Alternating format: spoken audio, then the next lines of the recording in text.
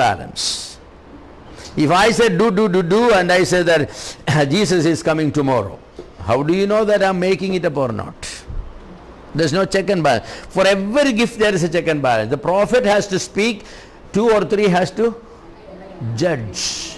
Yes. For every gift, for prevent the abuse, there is check and balance. So there is a problem that if a tongue speaker himself is interpreting it, then he can make up and say anything you want. There is no check and balance.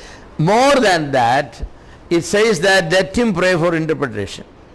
That means, see, he may be speaking continuously for half an hour or 15 minutes, 20 minutes. And then without any mistake, for every one of that item, because this is the word of God, every one of that item to be translated, he needs special help of the Holy Spirit. If a speaker is speaking long, it's so difficult for the translator to translate everything.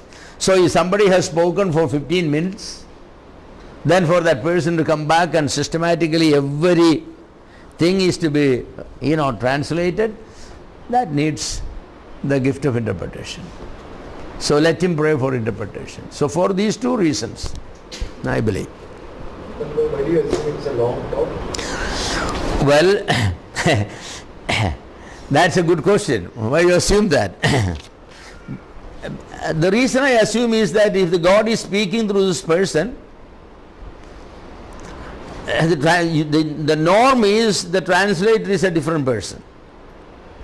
Because in 1 Corinthians 14 says, when you come together, brother, one has a tongue, another has a interpretation. That's a norm. Okay. So the interpreter has the special gift of God, so he can. So when the speaker speaks, it seems that like that he speaks and the other person interprets. If he speaks small sentences, then the flow of the thought, the flow of the thought. You take any prophecy in the Old Testament, when God communicates, he communicates completely. That's the way it is. It need not to be. I'm not the one to decide how it need to be. But for me, it seems like that it takes, everything has to be exactly, because it's a word of God. You cannot just summarize. You cannot speak a long idea in tongues and then summarize it. So that cannot be. So to have verbatim translation, then secondly, the way God has arranged it is that the speaker and the translator, 2 people, that's the way it is arranged. So the instruction is, if there is no translator, you sit quietly and talk with your God. Don't make noise. So this interpretation is only applicable in the church? Only? Applicable in the church gathering? Well, you mean can there be a small prayer meeting where? Oh, I think it could be. It could be. But it will be, so all gifts are given for the edification of the church actually. And that does not mean that only when a full church meeting could be there, because in the apostolic days everybody was a member of the church. Therefore wherever they are gathering, even when the gathering is small, it is part of the church. It cannot be called a church meeting. It is a meeting of the church, but not, because the phrase when you come together, the togetherness is when you come together. When you come together in a place, that is repeatedly used for the church meeting. As opposed to youth meeting, maybe they are sisters meeting there, children's meeting there, young couples meeting there. That cannot be called a church meeting, because only young couples, not everybody is welcome there, only young couples, singles meeting there, senior citizens meeting there. There are many meetings of the church, but they cannot be called the church meeting. Because of that, when Paul and Barnabas went into Antioch, they gathered the whole church. That's what they gathered, the whole church, and gave the report. They got the whole church. The whole church has to be there. Then only that will become the formal church meeting. Okay. Anyway, we'll come to the charismatic movement. By and far, it began to grow. 1930. 1930. Okay. 1927. 1930. Around 1930, Latter-day Rains began to pour out. pour upon South Africa and Germany. Pentecostalism was rejected as fanaticism and as unscriptural teachings by mainline Protestant denominations in 1944, American Council of Christian Churches labeled glossolalia, that is speaking in tongues, as one of the major signs of apostasy.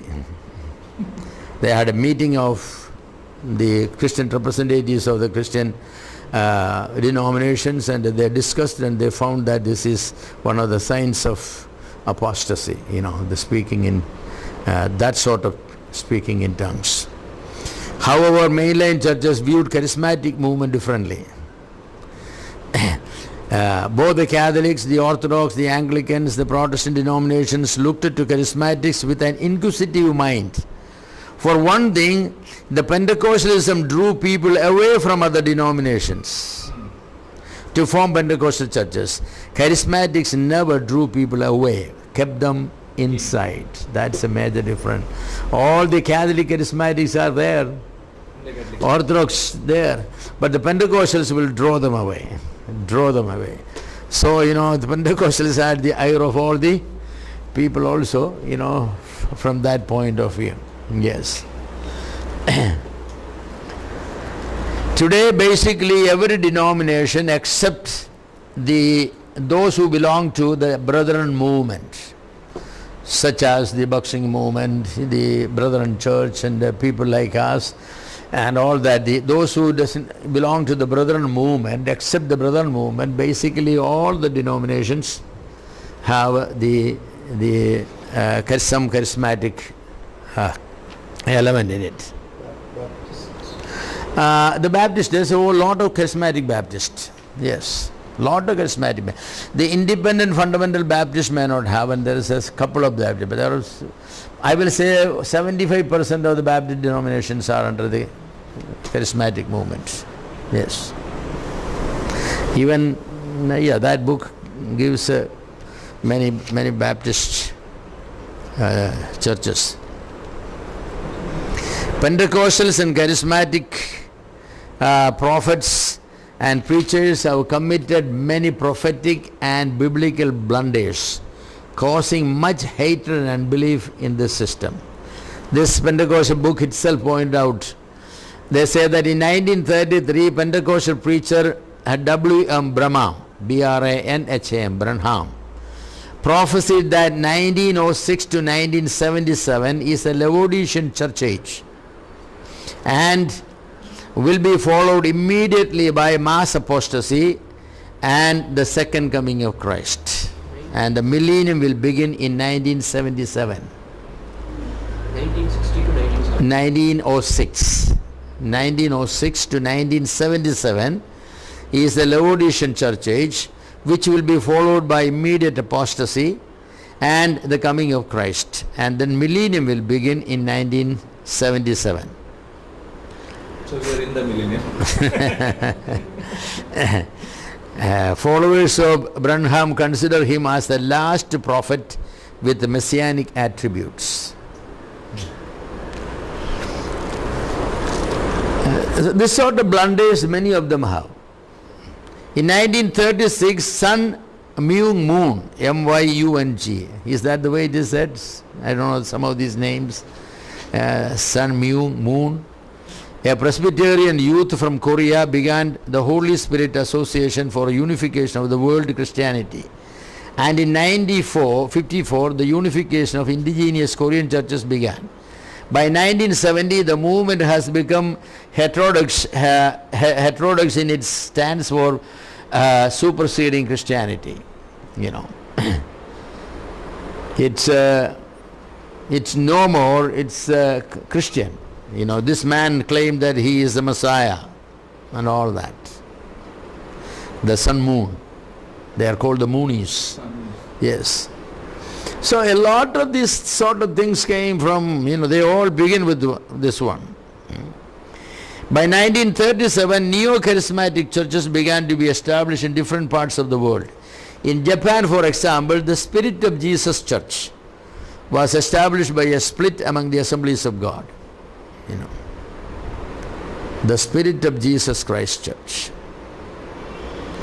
In 1939 in USA, Charles Fuller's radio network old-fashioned revival hour was renamed the Joyful Sound. The Joyful Sound. By the way, Fuller was a good man. The Fuller Seminary was a good seminary.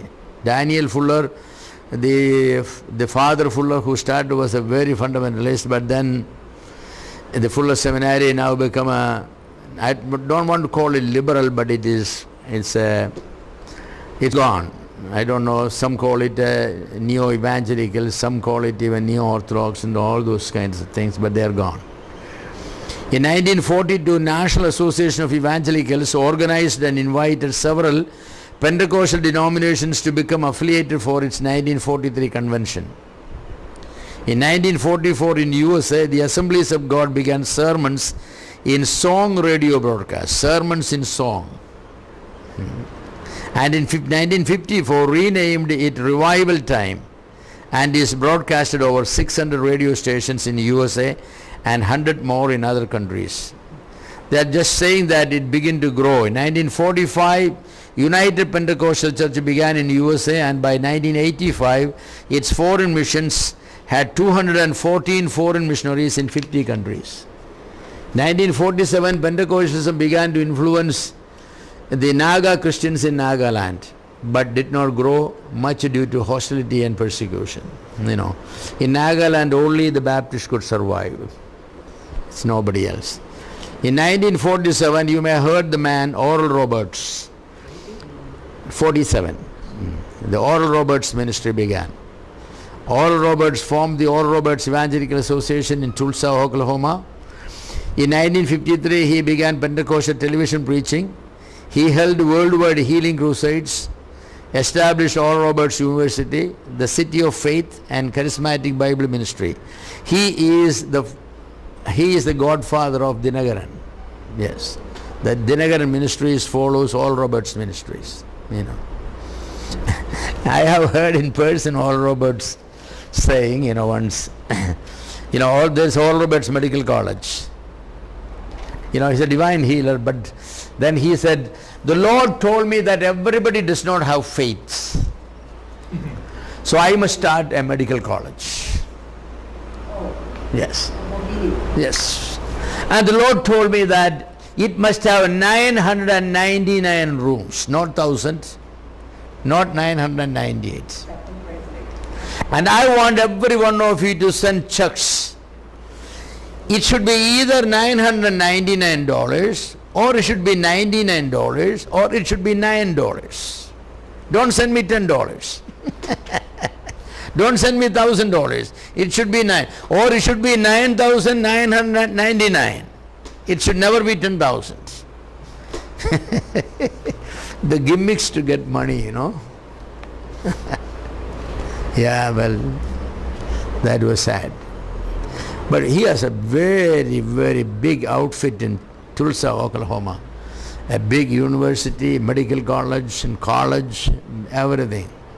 And he has a prayer tower there, That's from where Dinagaran got the prayer tower. And, you send your name, and of course you have to send a check. Then only he will take your name all the way to the tower top so that the Lord can hear it faster. What concept of God they have? And what concept of God there?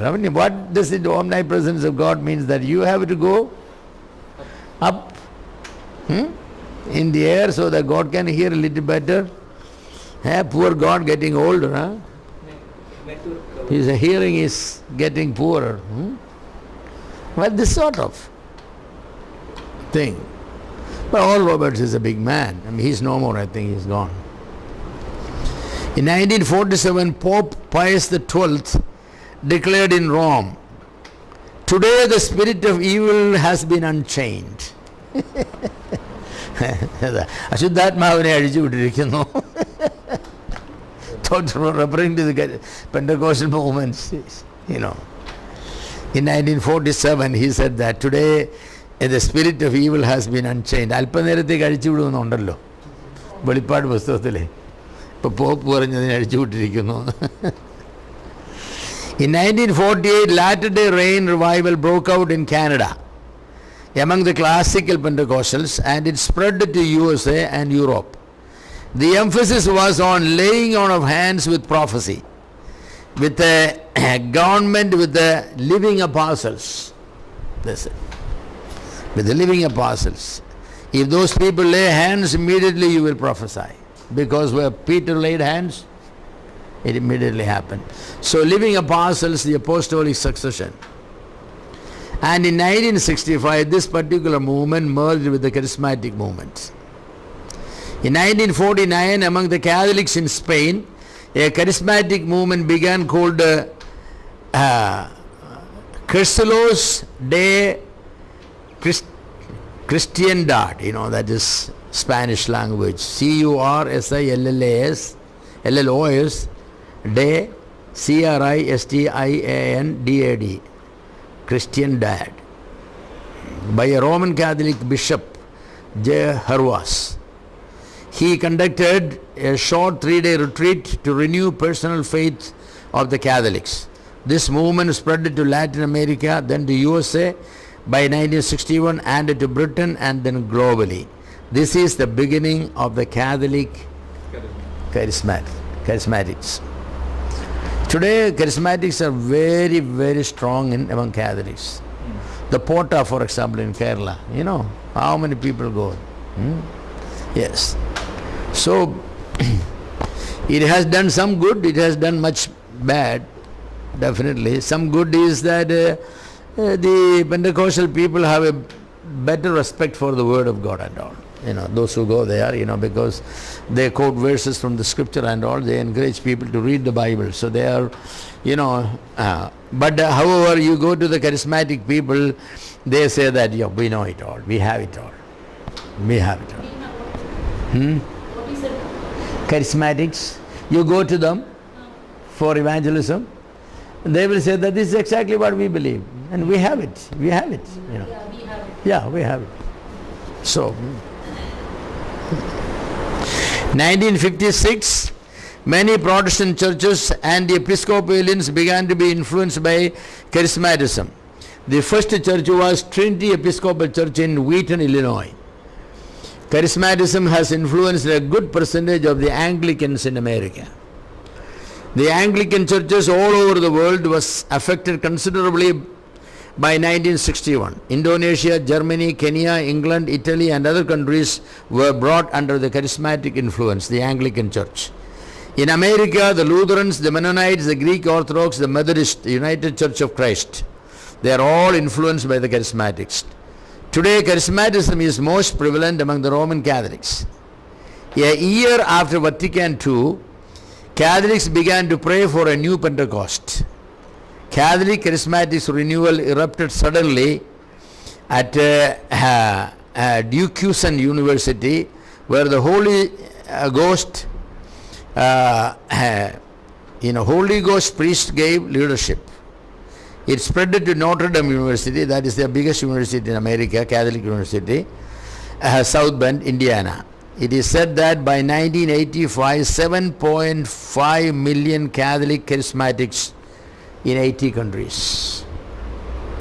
By 1970, the Pentecostal population all over the world has reached around 1,53,82,000. The charismatics went to 3,34,90,000. Neo-charismatics 5,34,90,000. The total number of people with Pentecostal charismatic view is 7,22,23,000. That is by 1970. By 1900, the number passed 11 crore. The growth is definitely phenomenal. The charismatic claim that 80% of the charismatics in Sri Lanka are from the Buddhist, Sinhalese. There are about 140,000. In 2000, the global status of the Pentecostals and charismatics Pentecostals are 6 crores and 30 lakhs. Charismatics are 17 crores and 58 lakhs. Neo-charismatics are 29 crores and 54 lakhs. total living Pentecostals and Charismatics together today, 52 crores and 37 lakhs. That's a lot of people, aren't they?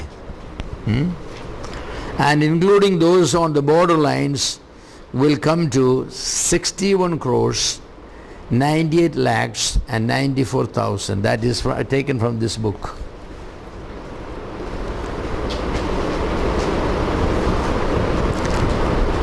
The question is asked, where did modern Pentecostalism begin? Is a debated one. Some say it started in India. Yes.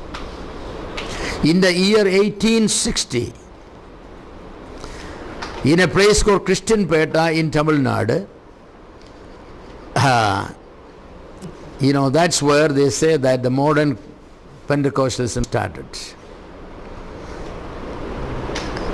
There in Christian Peta, a group of people spoke in tongues. It is generally accepted that it was in the apostolic faith movement, it is generally accepted that the modern movement started in America, in the apostolic faith movement under the leadership of Charles Parham. We talked about it. That's what generally accepted. But date-wise, it is in 1860 that comes before. But the thing is that did not continue. It only occurred a couple of times and then died out. Therefore nobody goes because it doesn't have a continuation. In Los Angeles under William J. Seymour, certain revival meetings were conducted and probably the revivals became the foundation for world Pentecostal movement. These revivals emphasized tongue speaking, divine healing and exorcism. These experiences were described as tongues of revival fire and latter-day rains. It was in 1906 a formal Pentecostal church was formed. So, you say 1901, that's when Parham started. But the first Pentecostal church formed 1906. So how old is the movement? This is 2015, so from 1901, it's hardly about 114 years, 113 years, that's all. It's a comparatively very, very new. The Azusa Street, where Pentecostal movement began under William J. Seymour, gave birth to many similar revivals. In 1906 at Memphis, Church of God in Christ was founded. In 1908, Cleveland Church of God was started. In 1941 in Arkansas, in the American Assemblies of God was started. And all these denominations began to spread outside America also. They all grew. In 1905, June 29, in India, at the orphanage of Pandit Ramabhai at Pune, the tongue phenomenon occurred. The tongue experience first occurred to a young woman and then to an American missionary lady, Minnie F. Ambrose. Few years later, the same kind of experience occurred to an Anglican missionary lady called Alice Evelyn Lois. The Mukti Mission revival was part of the revival in India.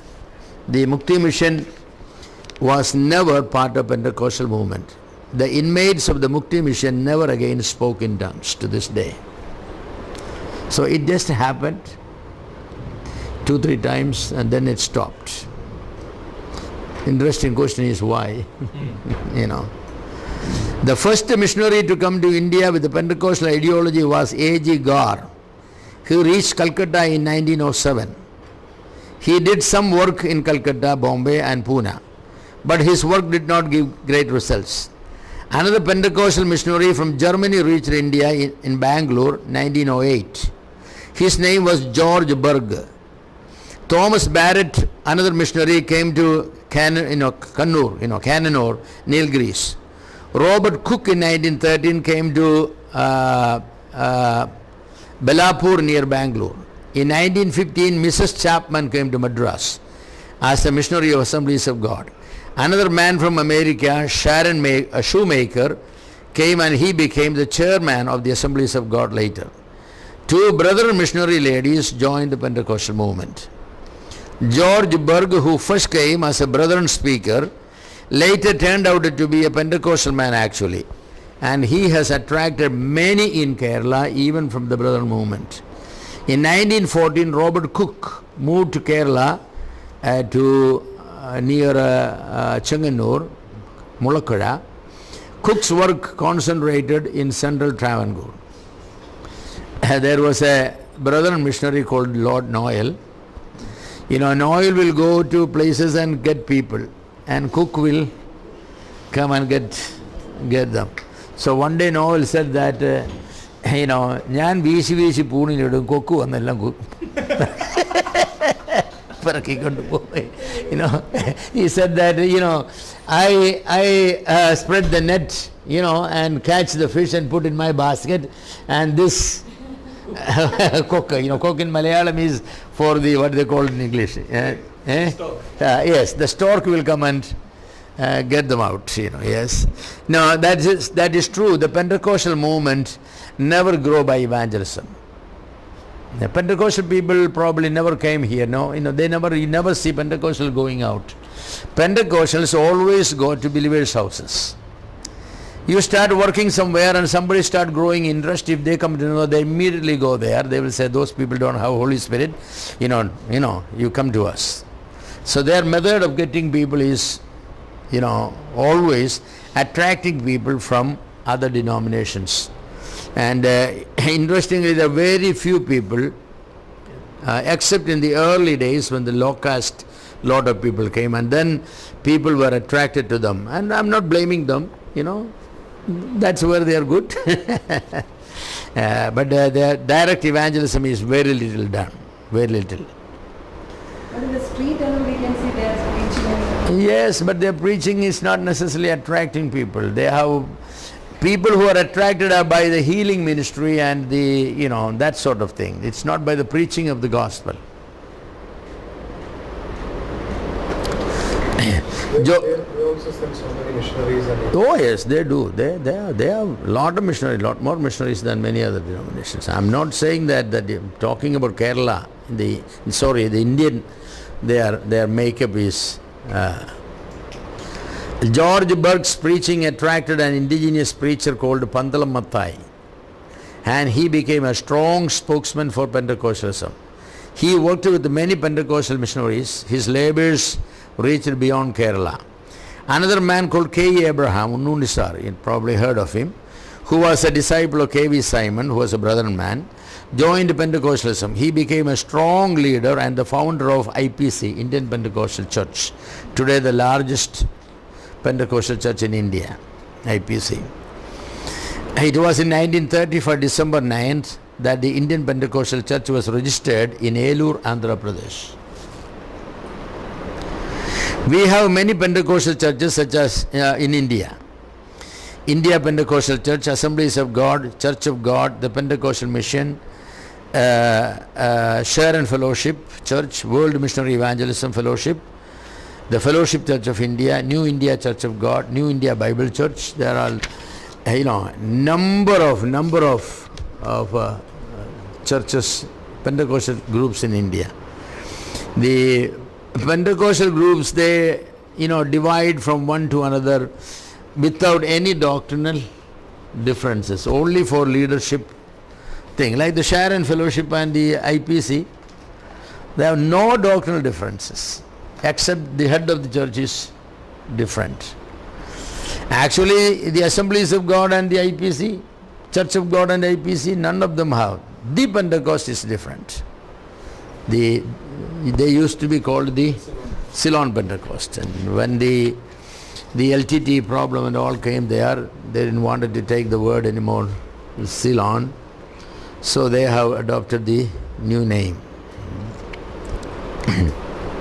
You have any questions? This is basically a history of the Pentecostal movement in the world. I gave it to you. I plan to give you a history of the doctrine of the Holy Spirit, how it develops, through the church age. Any question on the Pentecostal movement? Why Yes. White is a good color. Who is against it? Isn't it nice? Don't they look nice? The Catholic priests usually wear, the Marthoma priests, Orthodox priests, they all wear white, right? Religious people have to wear white.